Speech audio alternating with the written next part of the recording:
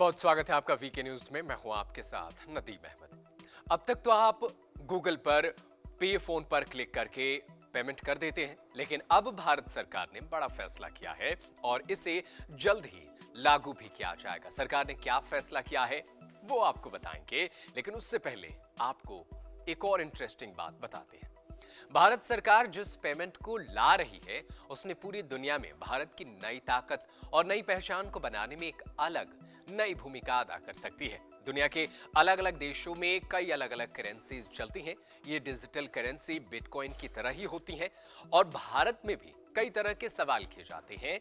जैसे अब तक बिटकॉइन की वैधता पर भी सवाल उठाए गए थे, लेकिन इन तमाम घटनाक्रम के बीच भारत सरकार ने बड़ा फैसला किया है और भारत ने 1 दिसंबर से अपनी डिजिटल करेंसी लॉन्च करने जा रहा है।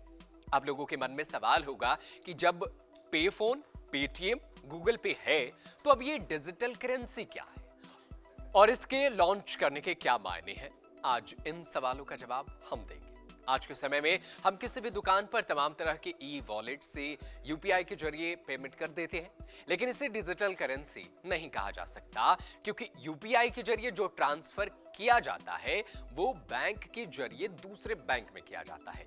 मतलब ये कि मौजूदा फिजिकल करेंसी के बराबर यूपीआई पेमेंट के लिए मुद्रा का ही इस्तेमाल माना जाएगा। डिजिटल रुपया अपने आप में अंडरलाइंड पेमेंट होगा, जिसका इस्तेमाल करेंसी के बदले डिजिटल भुगतान के लिए किया जा सकेगा।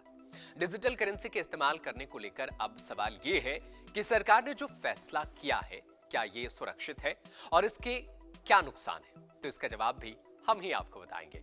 यूपीआई पेमेंट, पेटीएम और डिजिटल रुपये में क्या है पूरा अंतर, ई रुपये के खास फायदे आपको बता देते हैं, यानी जो डिजिटल करेंसी है उसके फायदे के बारे में बात करते हैं। डिजिटल अर्थव्यवस्था को मजबूत करने में ये मददगार साबित होगा। लोगों को जेब में कैश लेकर चलने की जरूरत नहीं रहेगी। मोबाइल वॉलेट की तरह ही इससे पेमेंट करने की सुविधा होगी। डिजिटल रुपया को बैंक मनी और कैश में आसानी से कन्वर्ट कर सकेंगे। इसके साथ ही विदेशों में पैसे भेजने की लागत में कमी आएगी। ई रुपया बिना इंटरनेट कनेक्शन के भी काम कर सकेगा। ये तो डिजिटल करेंसी के फायदे हुए, लेकिन इसके बाद हम आपको बताते हैं डिजिटल करेंसी के नुकसान के बारे में।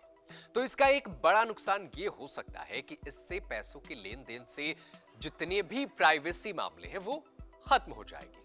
आमतौर पर कैश में लेन देन करने में पहचान गुप्त रहती है, लेकिन जब आप डिजिटल ट्रांजैक्शन पर सरकार की नजर रहेगी और आप जब इसे पेमेंट करेंगे तो आप पर यह पूरी तरीके से पारदर्शी होगी और सरकार नजर रखेगी। इसके अलावा ई रुपया पर कोई ब्याज भी नहीं मिलेगा, यानी अब तक आपके बैंक अकाउंट में जो पैसे पड़े हुए हैं उस पर सरकार ब्याज देती है, लेकिन ई रुपये पर अब आपको कोई ब्याज नहीं मिलेगा।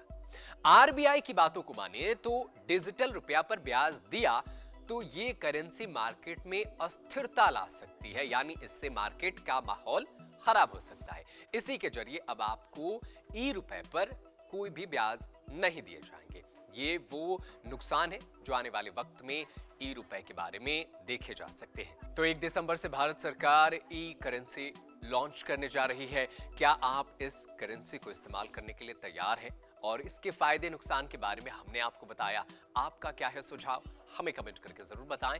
देश दुनिया की तमाम बड़ी खबरों को देखने के लिए बने रहिए वीके न्यूज के साथ। धन्यवाद। वीके न्यूज, राष्ट्र के नाम।